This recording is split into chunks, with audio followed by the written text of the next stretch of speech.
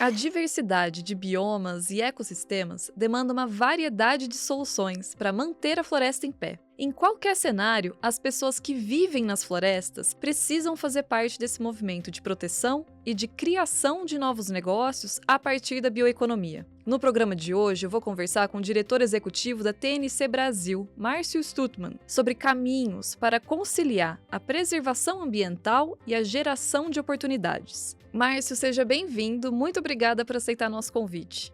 Muito obrigado, eu que agradeço o convite. É um prazer estar aqui com você, Jennifer. É sempre bom conversar e espalhar informações sobre esse assunto.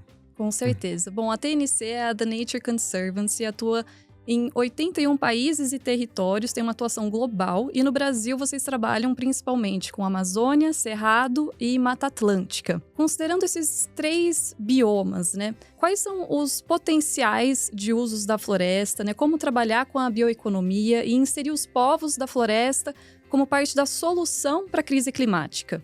Ótima pergunta. Acho que cada bioma brasileiro possui suas características, não só ambientais e físicas, mas socioeconômicas também. E os desafios que são enfrentados por cada bioma, face à crise tanto climática quanto de biodiversidade, são distintos, de modo que a solução, os caminhos possíveis, né, para responder essas crises são distintos em cada um desses biomas. De modo rápido, assim, na Mata Atlântica, a gente já perdeu por volta de 80% da vegetação original. Então, é uma agenda muito forte de recuperação do que já foi essa floresta em termos de extensão. E isso está intimamente ligado a questões de adaptação hídrica, porque é neste bioma, na Mata Atlântica, que estão as nascentes, os reservatórios de água para Belo Horizonte, Rio, São Paulo, só para citar algumas metrópoles. Então, uma agenda muito de regenerar aquilo que já foi um bioma super exuberante e também garantir a conservação do que sobrou. Então, uma agenda de proteção. O Cerrado tem hoje uma taxa de conversão proporcionalmente maior do que a própria Amazônia. Conversão é perda de cerrado, de vegetação nativa, para a expansão principalmente da agricultura. Então, uma agenda muito focada em transformar como que a agricultura é feita neste bioma. É possível expandir a produção de alimentos, de energia, de fibras, sem derrubar novas áreas de cerrado. Então, tem uma atuação muito forte na geração de incentivos econômicos, financeiros, para que a expansão se dê sobre áreas degradadas. Assim como também o Cerrado é conhecido como berço das águas, então é nele que nascem os principais rios, né? Tanto os tributários sul da Amazônia, quanto outras bacias, São Francisco. Então, uma agenda hídrica extremamente forte e tem presença de povos indígenas bastante relevante. E a Amazônia é a Amazônia, né?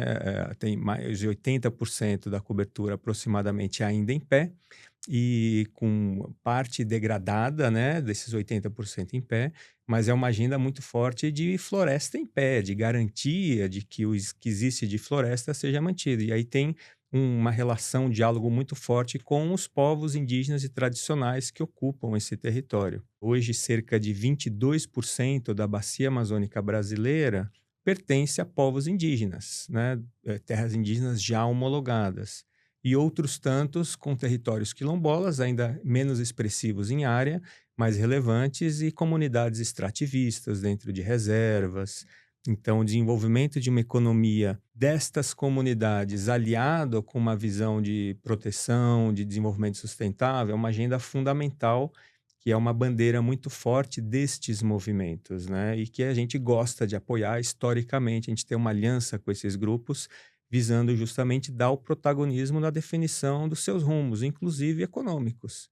Então, existe uma inter-relação muito forte, né, da bioeconomia com a preservação, principalmente da Amazônia, mas não exclusivamente, e relacionados aos grupos, né, que tradicionalmente ocupam essas terras todas. Legal. No que você trouxe, né? Quando a gente fala sobre conservação, preservação, muitas vezes você tem ideia daquela floresta intocada, que não se mexe em nada, que deixa tudo exatamente da forma como está. Mas também tem esse lado das pessoas que habitam essa floresta, né? Elas vivem lá e esse ambiente, ele também pode ser um ambiente de negócios, de empreendedorismo, né? De oportunidades, né? De novas formas de pensar a economia com a floresta em pé. Quais são os exemplos que você conhece que traduzem essa possibilidade, né, de um novo modelo de negócios pensando nas pessoas que habitam as florestas? Acho que um primeiro comentário que essa noção da Amazônia como uma floresta intocada, muitos estudos científicos já jogaram para baixo, né? Não é fato de que é uma floresta sem presença humana. Pelo contrário, a presença humana milenar nessas áreas moldou a estrutura da floresta como é hoje. Então, existem áreas com grande densidade de castanhas, áreas com grande densidade de açaí e outras espécies. Isso é resultado de um manejo milenar, centenário, feito por diversos grupos, né? Presença de terra preta na Amazônia em função de ocupações antigas. Então, existem uma série de evidências e provas de que os povos indígenas, né, moldaram a floresta como é hoje. Então, não dá para dissociar a presença humana de uma floresta. A visão de uma floresta intocada é algo mais mítico do que realidade. E existem diversas oportunidades para gerar valor, não só financeiro ou econômico de forma mais ampla, a partir do uso dessas florestas, tanto da floresta em pé, quanto da recuperação florestal em áreas que já foram degradadas. Um conceito que está sendo muito discutido hoje é a sociobioeconomia. A bioeconomia é entendida como o desenvolvimento de valor econômico da floresta com base nas espécies, nas essências nativas. E sócio porque é feita com envolvimento, com o protagonismo dos grupos que lá vivem milenarmente. Então, existem desde produtos florestais não madeireiros com potencial, castanhas, óleos e daí por diante, assim como também recursos madeireiros e serviços ambientais também. Então, existe um reconhecimento cada vez maior da contribuição de que essas áreas de florestas coletivas oferecem para a sociedade como um todo. E isso passa a ser reconhecido por meio de diferentes programas, né, de pagamento de serviços ambientais hídricos, pagamento de serviços ambientais de outras naturezas. O próprio mercado de carbono não deixa de ser uma forma de reconhecer um serviço ambiental climático, né, ambiental climático que oriunda seja da manutenção do estoque de carbono nas florestas, quanto do sequestro de carbono. Um exemplo que é recente, que eu achei muito poderoso, que a TNC pilotou não muito tempo atrás, foram as concessões florestais para recuperação de áreas. Concessão são áreas públicas onde o Estado dá o direito para a iniciativa privada ou comunidades utilizarem esse espaço por um determinado período de ano. Tradicionalmente, as concessões foram feitas com base em planos de extração florestal, seja de madeira, seja de não madeireiros. No estado do Pará, teve uma área que foi grilada, uma área pública que foi grilada, 10 mil hectares desmatados ilegalmente, num dos grandes hotspots de desmatamento, entre Altamira e São Félix do Xingu. E aí, ok, pegaram o grileiro que desmatou, ele acabou enfrentando prisão, mas o que fazer com aquela área que já estava desmatada, né? Como trazer uma governança, como trazer para evitar novos desmatamentos e como transformar aquela área que estava se tornando um bolsão de pobreza, de ilegalidade, numa área de pujança econômica, numa área de recuperação florestal. Então, teve um primeiro processo no mundo de concessão de áreas degradadas para a iniciativa privada recuperar e gerar fluxo de caixa, com base na recuperação em mercado de carbono. Foi feita uma série de estudos jurídicos, econômicos, de viabilidade técnica. Foi feito um leilão na Bolsa de São Paulo, na B3, onde uma empresa saiu vencedora, com direito de exploração dessa área para a recuperação florestal, com direito de venda de carbono ao longo de 40 anos, envolvendo as comunidades locais para a produção de sementes. E a presença deste processo trouxe o Estado, trouxe o governo para essa região. A gente viu na região do entorno uma redução de desmatamento de cerca de 80%. Então, ao mesmo tempo que está gerando valor para aquela área que foi desmatada, está trazendo governança e reduzindo o desmatamento em todo o território do entorno. Então, é uma forma de geração econômica, de inclusão social, que está baseado na recuperação de florestas.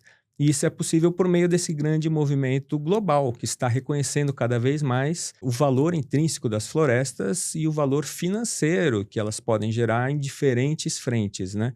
Não só na floresta em pé, mas também na recuperação florestal.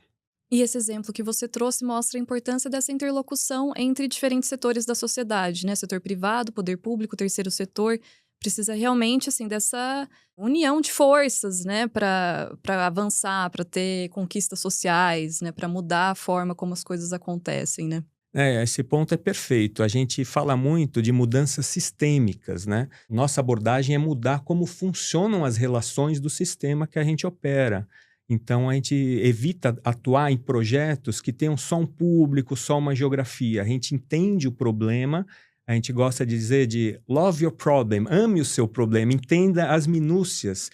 Porque ao fazer isso, você consegue identificar quais são os pontos de acupuntura para conseguir alinhar interesses. E é isso que você falou, o alinhamento de interesses é fundamental para a gente ter mudanças estruturais e sistêmicas.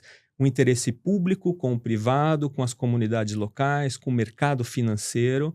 E o exemplo que eu dei de concessões para recuperação faz exatamente isso. Alinhou o interesse das comunidades locais de terem uma fonte de renda extra por meio de produção de sementes, por meio de novos empregos. Alinhou os interesses privados de poder atuar no mercado de carbono com acesso à terra, que é um dos grandes gargalos, preço da terra e tudo. O interesse público de garantir de que o bem público, florestas, né, sejam mantidas, ou se forem exploradas, que sigam todo o rito que é previsto em lei. Então, o alinhamento de interesses, né, com base no entendimento de o que cada ator está buscando, qual que é a moeda de troca de cada ator, é fundamental para essas mudanças sistêmicas. Um outro ponto que eu poderia citar na mesma linha diz respeito à pecuária. A pecuária é reconhecidamente uma das cadeias mais intimamente ligadas a desmatamento na Amazônia, seja por meio direto ou indireto, com especulação fundiária, mas o fato é que ocorre ocupação de áreas públicas ou não, a conversão de florestas para pastagens, essas áreas em algum momento passam a ter uma legalidade fundiária e sem manejo das áreas de pastagem, essas pastagens ficam degradadas 7, 8, 9 anos com a intensidade de chuvas da região, o que reduz a rentabilidade dos pecuaristas, que são, vamos dizer, forçados a entrarem em novas áreas de floresta e recomeçarem o ciclo. Alinhamento de interesses aí. Os produtores podem ter acesso a técnicas que aumentam a produtividade em pecuária dentro de uma mesma área, permitindo que eles produzam mais carne ao longo do tempo dentro de um único local. Os compradores de carne, os frigoríficos, eles estão sob pressão do Ministério Público e do mercado para demonstrarem que não compram carne de origem ilegal, de carne associada a desmatamento, inclusive com efeito em suas ações em bolsas, com reportagens, né, que apontam ilícitos ao longo de sua cadeia, então eles também têm interesse. O Estado tem interesse em promover uma pecuária que seja reconhecidamente sustentável, para abrir novos mercados, né, para ter acesso a financiamentos. Os investidores tampouco têm interesse em investir numa indústria que está atrelada a ilícitos ambientais. Então, na medida que a gente consegue alinhar os interesses de produtores, do Estado, da indústria, de financiadores e até mesmo dos consumidores finais, ainda que não tenha uma preocupação tão grande de uma carne sustentável, mas o fato é que uma carne produzida corretamente, do ponto de vista ambiental, tem mais sabor, é uma carne de qualidade. Então, a gente associa a sustentabilidade com qualidade da carne. Então, os consumidores também têm interesse. Tudo isso para dizer que tem um grande alinhamento num esforço de cadeia, de setor, principalmente no estado do Pará, para transformar como a pecuária hoje é realizada, com rastreabilidade individual. Rastreabilidade é saber de onde que veio aquele pedaço de carne, num supermercado, numa gôndola. E esse sistema ainda não existe. Então, é muito difícil falar, essa carne está completamente livre de desmatamento, porque não tem a capacidade de acompanhar aonde que aquele pedaço de carne, aquele boi rodou em diversas fazendas. A gente tem dados que apontam que um boi, antes de chegar no frigorífico, passou por 17 propriedades em média. Os frigoríficos sabem qual que é a primeira propriedade que ele passou. Então, novamente, a DNC fez um grande esforço, uma grande coalizão baseada em alinhamentos de interesses para implementar um programa de rastreabilidade individual que vai revelar o quão aquele animal passou por ilícitos ou não ambientais em suas propriedades. e com isso subir a barra de transparência e permitir ajustes, né, de cadeia, alinhando os interesses de múltiplos atores. Então, esse ponto é chave de alinhamento de interesses para a gente atingir as mudanças sistêmicas esperadas. E eu acho que um último ponto é que para a gente conseguir ter essas mudanças sistêmicas, precisa mudar as relações entre os elos de cadeias. Hoje, geralmente, ilustrando novamente com a cadeia da pecuária, o produtor não confia no frigorífico, que não confia no varejo, que não confia em outra parte, o investidor desconfia. Então, se a gente não muda essas relações de desconfiança, de competição, que são perde-perde, para um modelo onde tem um espaço de benefício mútuo, né, de valor compartilhado, a gente não muda o sistema. Então, a gente atua muito em identificando os pontos de sinergia, onde as diferenças são colocadas em segundo plano, porque a gente achou um ponto de convergência onde é bom para mim e é bom para você. Muito bom, e sem dúvida é um desafio enorme, né, essa questão da cadeia da carne e, enfim, todas as mudanças que o setor agropecuário precisa fazer, né. Nesse sentido das mudanças sistêmicas, estamos aqui na véspera da COP30, a Conferência das Partes, que vai acontecer em novembro em Belém. Eu queria também ouvir de você, né, pensando como essas discussões que acontecem nesse ambiente tão formal de negociações entre países, né, entre as nações, que compõem todo esse ambiente. E pensando também na agenda de adaptação, que está sendo colocada como uma das prioridades, né, dessa COP, como isso se traduz ao que chega às pessoas das florestas, né, aos povos tradicionais, às comunidades, como toda essa conversa formal se traduz no chão, né, assim, o que pode ser feito, o que precisa ser feito para a gente alcançar as metas e avançar no combate ao aquecimento global. A gente identifica 3 grandes prioridades para essa COP que se alinha a esse ponto. Um primeiro é gradualmente transicionar o nosso modelo energético longe da dependência fóssil, né, de combustíveis fósseis. Um segundo diz respeito a fechar um gap de financiamento de 1,3 trilhões, que é necessário para conseguir fazer a transição não só energética, mas de modelos produtivos. E um terceiro é dar espaço e voz para as comunidades locais, de fato, influenciarem as políticas, as negociações, de modo que sejam atores ativos, né, protagonistas dentro das negociações e beneficiários finais. Tem uma bandeira que meio que une 2 desses eixos, que é o acesso direto ao financiamento por grupos indígenas e comunidades tradicionais. Existem análises hoje que mostram que dentro do fluxo financeiro global, o que vai para soluções baseadas na natureza ainda é muito pequeno, ainda que o potencial de contribuição seja desproporcionalmente maior. Dentro dessas soluções baseadas na natureza, o que vai para grupos e povos indígenas é uma parcela bastante pequena. E ainda assim, antes de chegar nesses grupos, passa por inúmeros intermediários que vão pegando overhead, que vão aplicando em prioridades não necessariamente alinhadas. Então, a bandeira de acesso direto a recursos financeiros é uma das principais bandeiras hoje dos grupos indígenas sobre as negociações internacionais. Um exemplo prático, o Estado brasileiro tem uma proposta do que a gente chama Triple F, o TFFF, que é o Tropical Forest Forever Fund, que pretende ser um fundo global de proteção às florestas, almeja levantar 125 bilhões de dólares para vários países com florestas tropicais. O Brasil seria um dos grandes beneficiários, porque tem boa parte das florestas tropicais. E as discussões em termos de acesso a esses recursos incorporam justamente essa visão. Demanda dos grupos e povos indígenas é que eles tenham acesso não por meio de dezenas de intermediários, mas por meio das suas próprias organizações. Hoje em dia já existem de 4 a 6 fundos no Brasil e em alguns países vizinhos, né, com a Amazônia, de fundos geridos por indígenas, né? Fundos financeiros indígenas, com funcionários indígenas, com governança indígena, que tem um contato direto com sua base, com a sua rede indígena, né, de territórios.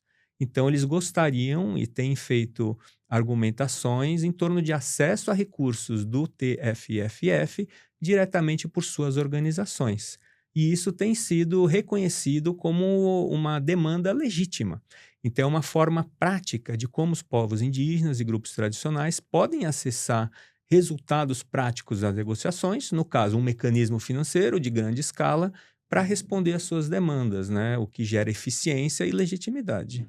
E quando a gente pensa também na conversa sobre adaptação e na meta do Acordo de Paris de limitar o aquecimento a 1,5 graus, primeiro se essa ainda é uma meta com a qual se trabalha, né? Assim, se essa ainda é a visão que a gente tem hoje para pensar em medidas de adaptação. E quais medidas que podem ser adotadas, principalmente que você trouxe o conceito de soluções baseadas na natureza, né? Como isso pode ser aplicado para promover a adaptação e de quais cenários a gente está falando, né? Como o mundo hoje a gente está se adaptando ao que exatamente, né? Quais são as principais mudanças e com o que a gente precisa se preocupar de acordo com as projeções aí da ciência? A ciência aponta que a meta de 1,5 graus está praticamente já ultrapassada, né? Então, o quanto que ultrapassou, o quanto que a gente vai conseguir reduzir é um debate bastante extenso. Independente, o que é certeza é que a gente precisa nos adaptar a mudanças que já chegaram e vão se intensificar, que é alterações do regime climático, tanto para secas quanto para enchentes, de forma que a gente ainda não sabe exatamente. Existem vários modelos, alguns deles até contraditórios. Aonde vai chover mais, aonde vai chover menos, mas a gente sabe que vai alterar. E secas extremas, a gente já tem visto, muitas vezes associadas a El Niño, El Niña, que devem permanecer e se intensificar, né, ao longo do tempo.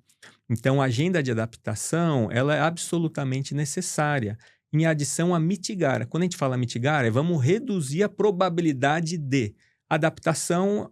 Também é necessário, são esforços paralelos, e fala como que a gente convive com a nova realidade climática. Isso diz muito respeito, quando a gente pensa em secas, à resiliência hídrica de grandes centros urbanos, né?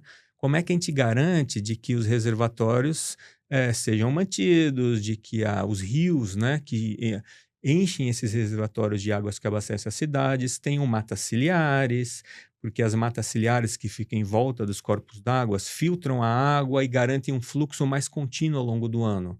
Elas garantem que no tempo de seca a água que está armazenada no solo seja liberada lentamente, fornecendo água, e também quando tem muita chuva, de que isso se armazene e não gere enchentes. Então, é um tipo de soluções para adaptação que visam o papel da floresta no controle hídrico dos reservatórios para abastecimento humano. Outra agenda de adaptação que é fundamental, e isso pulou aos olhos do mundo em 2024, diz respeito à incidência de incêndios florestais de modo geral. Em 2024, pela primeira vez, a perda de floresta no nível global contou com fogo contribuindo com 50% do total. Historicamente, a contribuição do fogo estava em 15%, 20%. Em 2024, 50% da perda teve o fogo como origem. O que fazer com isso? Existe um conjunto de técnicas que a gente chama de manejo integrado do fogo, que é usar o fogo como um aliado para evitar incêndios descontrolados. Então, é uma mensuração da biomassa seca, prescrição de fogo em intensidades pequenas para evitar grandes incêndios descontrolados, é utilizar o fogo a favor da gestão das florestas, né? Não só em ambientes como o cerrado, onde o fogo historicamente tem um papel dentro do ecossistema, ele permite, por exemplo, florescimento de algumas espécies são dependentes do fogo, então tem uma relação, é fundamental o fogo ali no cerrado. Mas até na Mata Atlântica e na Amazônia, onde o fogo não é natural, com raras exceções de raio em períodos de seca e tudo, mas o fogo passa a ser uma ferramenta de auxílio para combater o próprio fogo. A Mata Atlântica perdeu muita floresta em função do fogo. Se a gente tivesse um manejo adequado para reduzir a biomassa, se tivesse treinamento de como identificar fogo, como combater fogo de forma precoce, a gente teria impactos muito menores. Então, uma agenda de adaptação voltada às florestas. Mas atinge diversos outros pontos também. Voltando para a Amazônia e falando em sociobioeconomia, os períodos de seca do ano passado restringiram o acesso de produtos comunitários aos mercados, porque os rios não permitiam escoamento. Como é que se faz uma nova logística, por exemplo, com centros, concentração de produtos no período que a água ainda está alta, para garantir de que o fluxo econômico permaneça e não seja interrompido por uma estiagem que seca o rio? Então, são adaptações que envolvem os sistemas produtivos também, para aumentar a resiliência, sabendo de que os efeitos climáticos vão aumentar e vão afetar a produção, a distribuição, o acesso a recursos e a produtos. É uma adaptação praticamente de estilo de vida também, né, não é só uma adaptação pensando: vai ter enchente, vai ter onda de calor, né, não é só uma reação a eventos climáticos extremos, é pensar o modo de vida e como a gente precisa se reorganizar enquanto sociedade. Perfeito, enquanto sociedade, enquanto sistema produtivo, sementes resilientes, né? O café, ele tem hoje uma certa altitude ideal para a produção. Essa altitude, a tendência é que aumente, porque está aumentando a temperatura, então tem que subir um pouco a altitude para aquela produção, para aquele gosto, aquele sabor seja mantido. Então a gente precisa de novas culturas, novas sementes, novos insumos, precisa ter novo tipo de planejamento e tudo isso atrelado a incentivos públicos, né? Sejam via finanças, sejam via regulamentação. Então, há um conjunto de planejamento necessário que, de modo geral, boa parte dos países estão atrasados e o Brasil também. Então, a gente vê o nosso despreparo quando da ocorrência de eventos climáticos extremos, né? Não só no planejamento de quando acontece, o que que a gente faz, mas para já saber que eles vão ocorrer e ter planos prévios, né? Vamos minimizar os impactos, que vão ocorrer com mais frequência. E, Márcio, para a gente começar a fechar aqui a nossa Uhum. conversa, o que você espera, né, ou visualiza como legado da COP30, né? A conversa às vezes fica muito focada ali naquelas 2 semanas de discussão, mas o que a gente precisa depois disso? Né? O como agir, como a sociedade pode se movimentar, o que esperar do setor privado, qual pode ser o legado dessa COP? De fato, a COP, muita gente olha a COP aquelas 2 semanas intensas, mas a COP já começou. Tem o legado e tem o prévio, né? Então, tem uma série de eventos preparatórios para a COP. A agenda de Bonn, que foi há um mês e pouco atrás, estava selecionando, priorizando os temas a serem pautados e debatidos na COP. Então, é uma parte das negociações, Bonn, na Alemanha, que define temas prioritários, que são pautados ao longo do tempo, são preparados para chegar nas 2 semanas o mais avançado possível para bater o martelo. Então, tem toda a etapa preparatória.